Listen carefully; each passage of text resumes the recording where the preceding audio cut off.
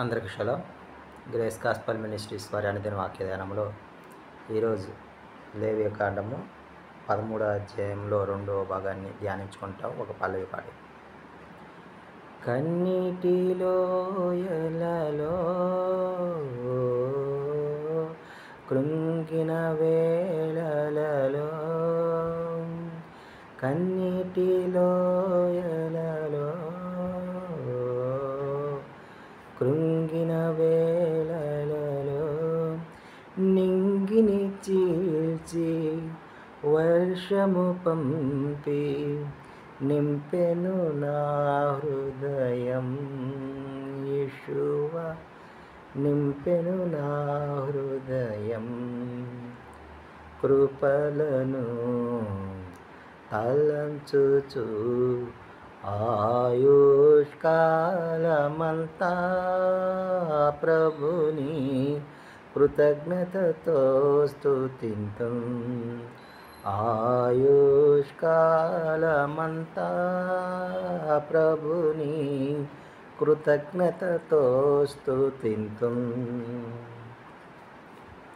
లేవియ కాండము 13వ అధ్యాయము 18వ వచనం నుంచి మనము ధ్యానించుకుంటాం. ఒకని దేహ చర్మమందు పుండు పుట్టి మానిన తర్వాత ఆ పుండుండిన చోటను తెల్లని వాపైనను తెలుపుతో కూడిన ఎరుపు రంగు గల పొడగాని నిగనిగలాడు తెల్లని పొడ పుట్టిన ఎడల యాజకునికి కనపరచాలి. ఆ యాజకుడు చూచినప్పుడు చూపునకు అది చర్మము కంటే పల్లముగా కనబడిన ఎడల, వెంట్రుకలు తెల్లబారి ఉండిన ఎడల యాజకుడు వాడిని అపవిత్రుడని నిర్ణయించి వారము దినములు అంటే 7 దినములు అతనిని కడగా ఉంచాలి, ప్రత్యేకంగా ఉంచాలి. అది చర్మమందు విస్తారంగా వ్యాపించిన ఎడల యాజకుడు వాడు అపవిత్రుడని నిర్ణయింపవలను 7 దినముల తర్వాత. అది కుష్టుపొడ. నిగనిగలాడు పొడ వ్యాపింపక అట్లే ఉండిన ఎడల అది దద్దురు. యాజకుడు వాడు పవిత్రుడని నిర్ణయింపవలెను. దద్దురు కలిగిన దేహ చర్మమందు ఆ వాత ఎర్రగా కానీ తెల్లగా కానీ నిగనిగలాడు తెల్లని మచ్చగానే కానీ ఉండిన ఎడల యాజకుడు దాన్ని చూడవలెను. చూచి తెల్లబారిన వెంట్రుకలు తెల్లబారిన ఎడల, మచ్చలో వెంట్రుకలు తెల్లబారిన ఎడల, చర్మము కంటే పల్లముగా కనబడిన ఎడల అది ఆ వాతావరణంలో పుట్టిన కుష్టుపడ. యాజకుడు వాడు అపవిత్రుడని నిర్ణయింపవలెను. అది కుష్టము.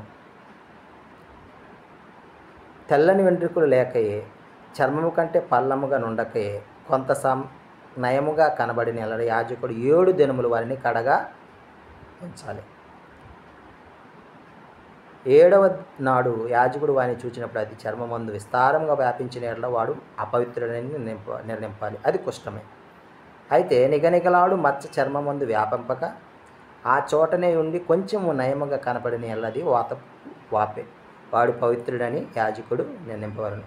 అది వాతపు మంటయే. ప్రియమైన సోదరి సోదరులారా, ఇది కుష్టము గురించిన విషయాలను మోషే గారు అహరోనులకు వివరిస్తున్నటువంటి సందర్భం. ఆమేన్.